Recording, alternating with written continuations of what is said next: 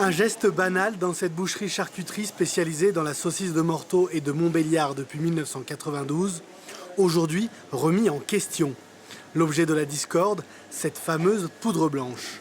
Là, c'est du sel nitrité, qui prend déjà le mélange de nitrite. Donc vous voyez par rapport à la dose d'épices, le peu qu'il y a, tout en sachant que c'est du sel de base auquel est ajouté le fameux nitrate.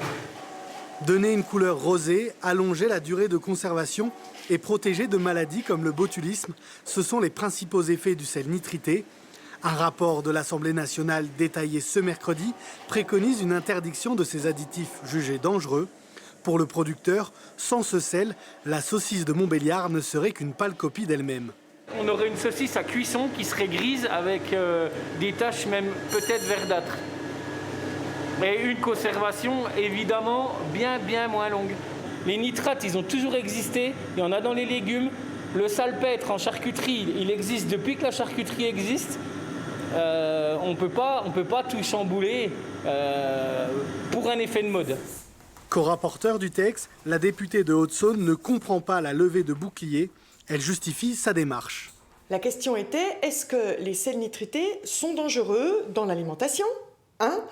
Et ensuite, est-ce qu'il existe des pratiques ? On sait bien, par exemple, que le glyphosate, c'est pas bon, c'est bon pour personne, mais en même temps, on cherche encore des alternatives pour pouvoir en sortir.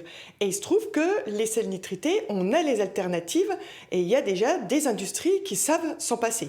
La députée a déposé une loi mi-décembre pour interdire progressivement ces additifs nitrités. Le texte sera examiné en commission à l'Assemblée nationale à partir du 20 janvier.